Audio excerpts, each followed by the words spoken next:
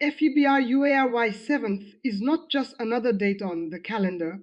From this moment until February 15th, something shifts in the spirit that most people never notice. But it affects everyone.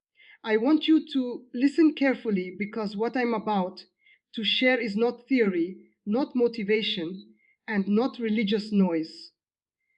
This is lived truth.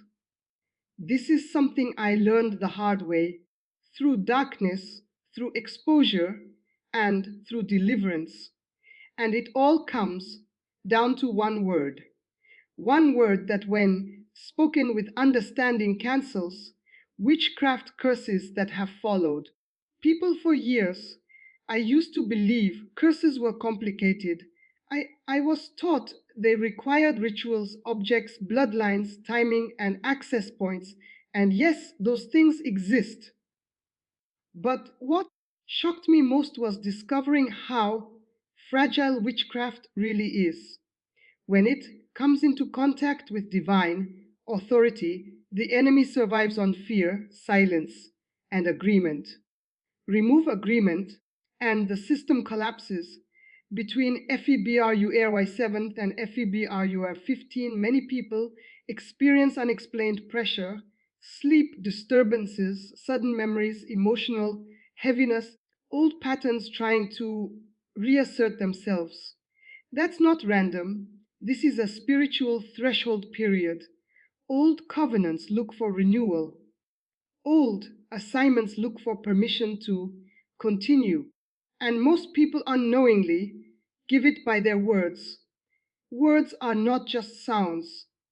Words are legal documents in the spiritual realm. Every curse operates through language, spoken, written, or silently agreed with. Witchcraft doesn't need your belief, it needs your consent. And consent often comes through what you say about yourself. I remember the first time I saw a curse break instantly, not gradually, not emotionally, instantly. It wasn't during a long prayer, it wasn't during a dramatic deliverance session. It happened when a woman, shaking and exhausted, whispered one word with tears in her eyes, not as a ritual, but as a surrender, and everything holding her life hostage lost its grip. That word was not shouted, it wasn't dramatic, but it carried authority because it aligned her with heaven instead of trauma. From February 7th onward, the spiritual atmosphere exposes agreements. This is why patterns resurface. This is why people suddenly feel like giving up, isolating, or returning to old habits. The enemy doesn't need to attack what already belongs to him. He only fights for what he's losing. Many curses stay active not because they are powerful, but because they are uncontested. Let me say that again. Many curses stay active not because they are strong, but because no one ever challenged them. Witchcraft feeds on repetition, generational repetition, emotional repetition, verbal repetition. This always happens to me. No one in my family ever succeeds. I'll probably fail again. Those sentences are not harmless. They are renewals. They are signatures. Between February 7th and February 15th, words weigh more than people realize. This is a spiritual audit period. What you say either cancels or confirms what has been following you. I used to participate in rituals where the goal was not to overpower a person, but to wait for them to speak against themselves. Once they did, access was granted, no force required. That's why the enemy studies trauma. Trauma teaches people to curse themselves fluently. But here's what changed everything.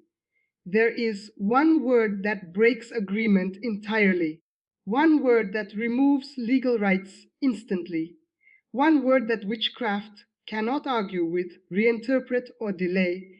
It is not a magic word, it is a position.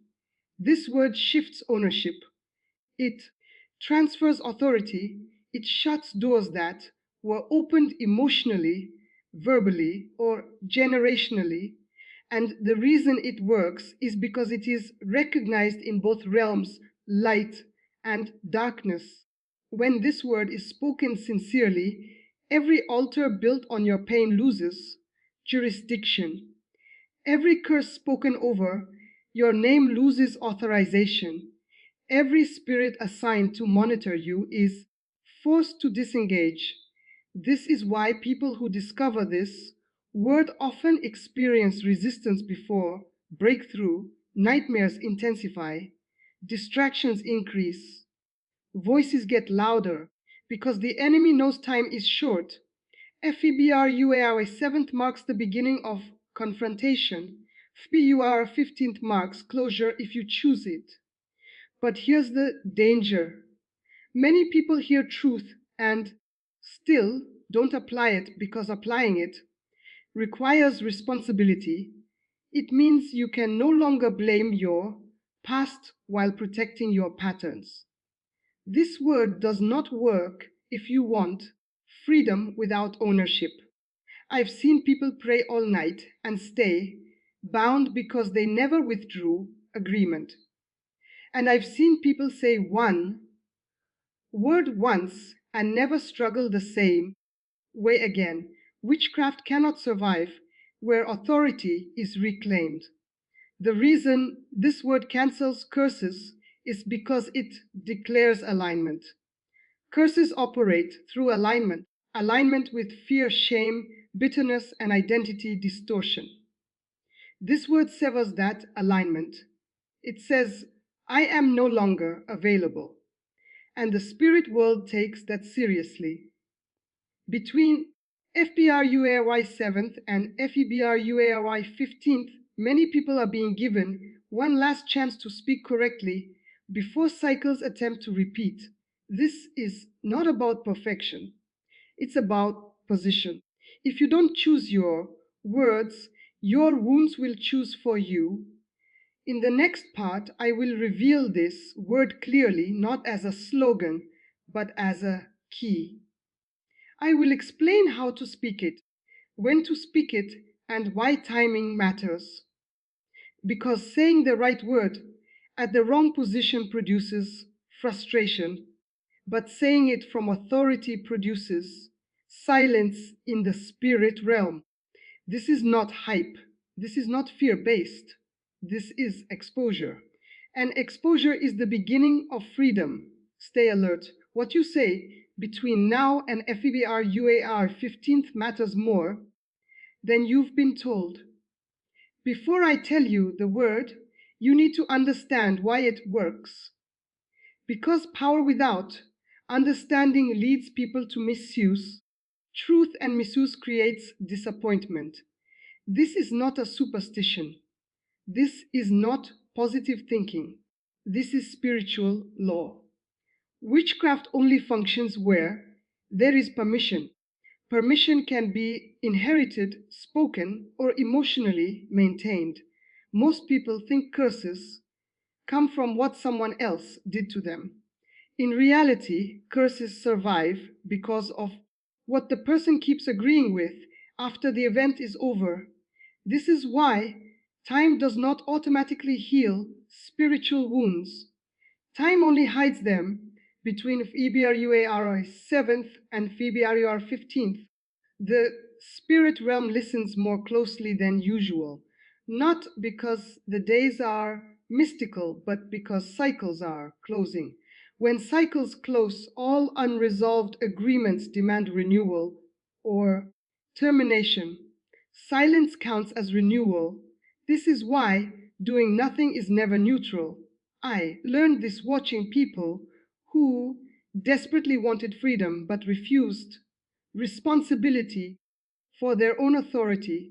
They wanted someone else to pray, someone else to fight, someone else to speak.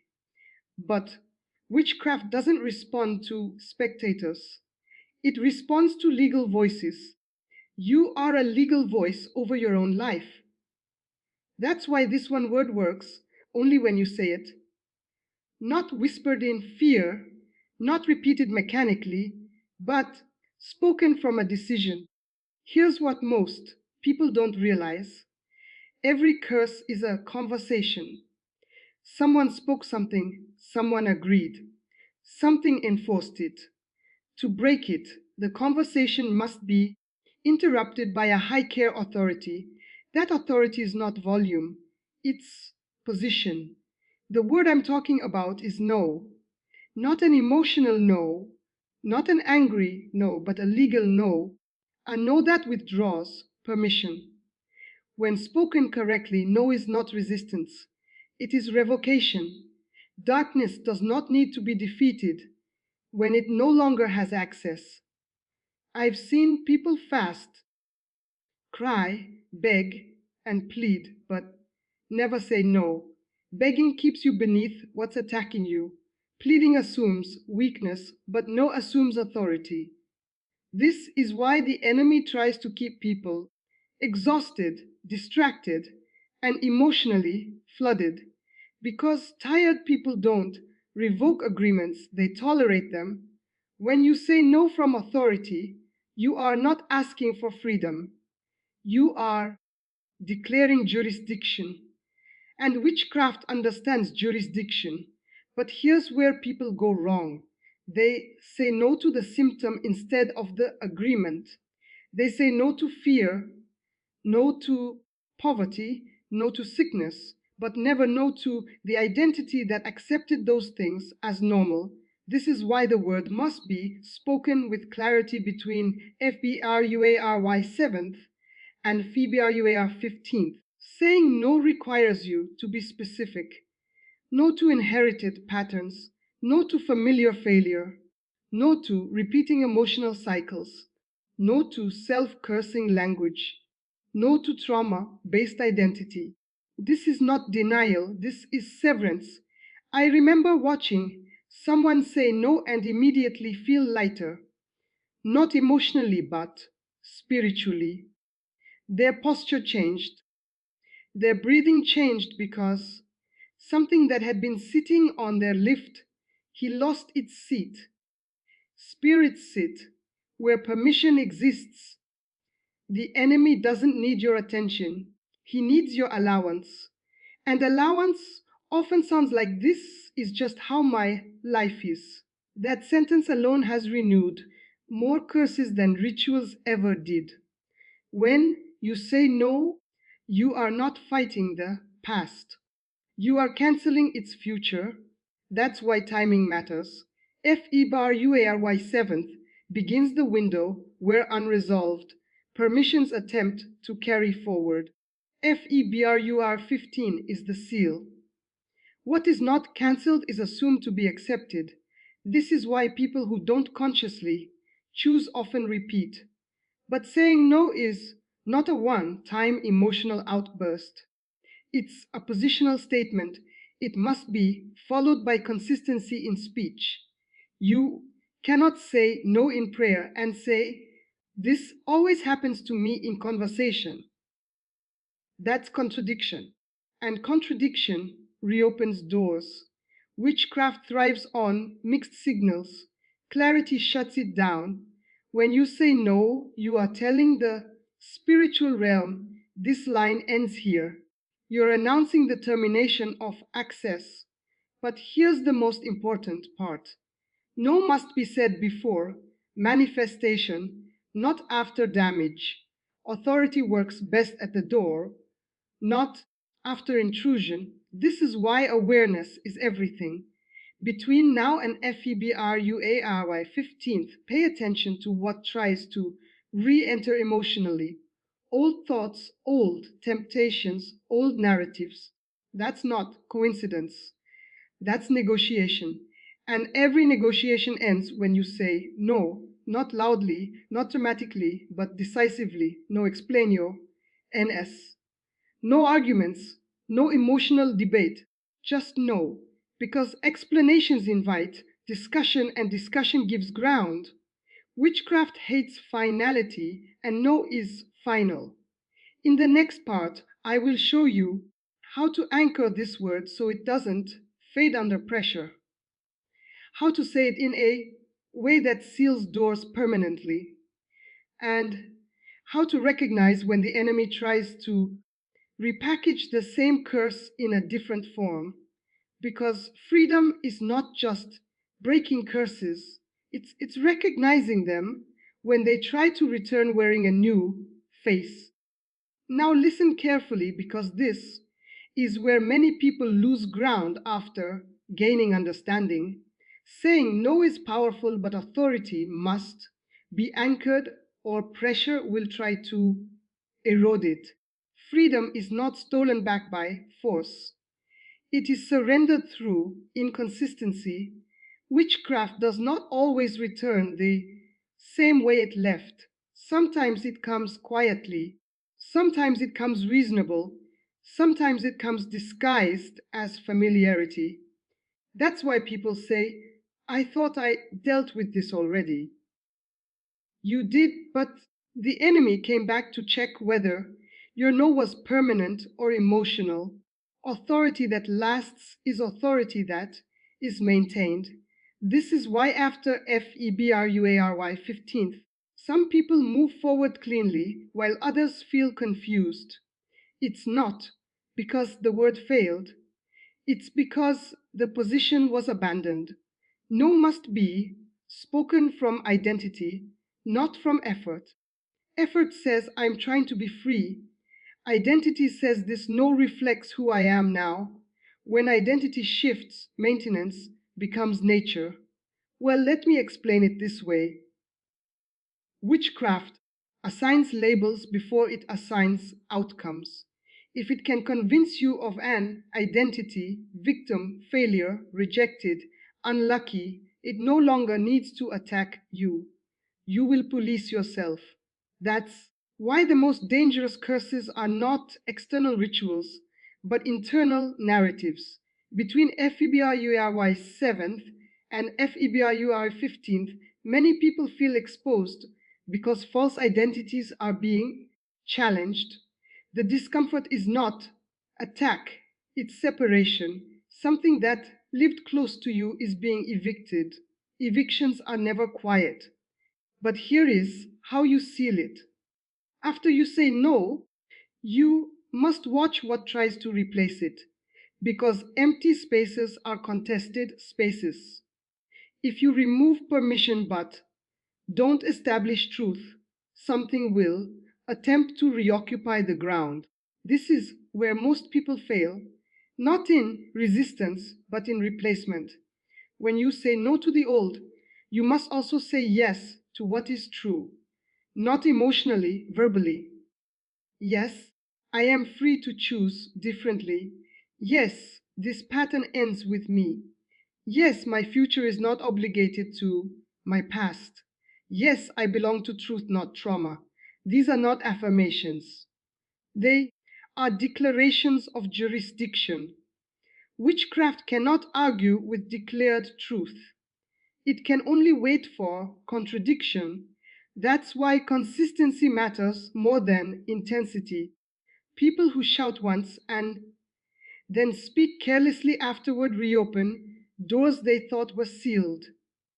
You don't need to monitor your life obsessively, but you do need to respect your words, because stewards build atmospheres.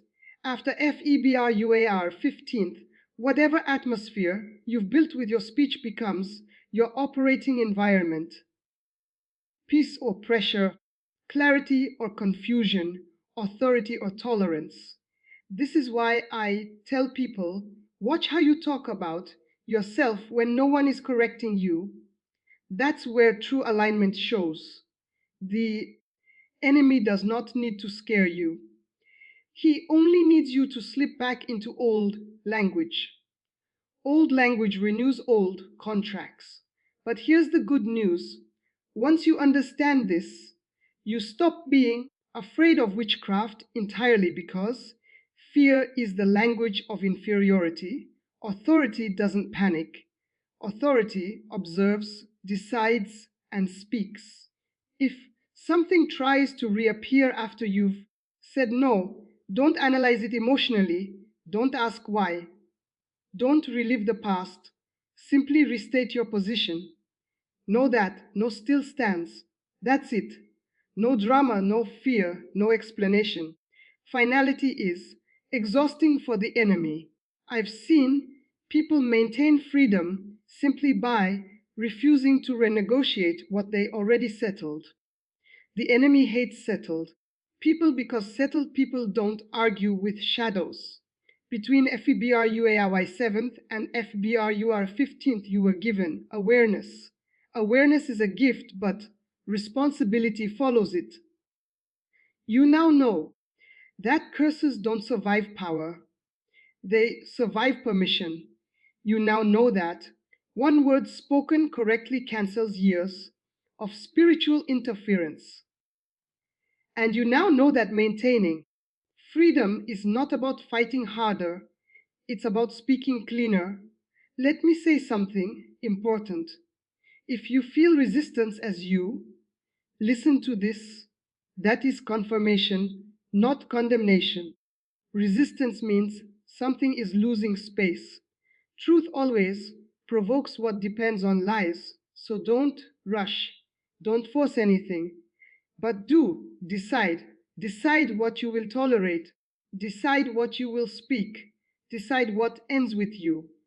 Because once you decide, heaven aligns, and when heaven aligns, witchcraft has nowhere to stand. This is not about dates controlling you.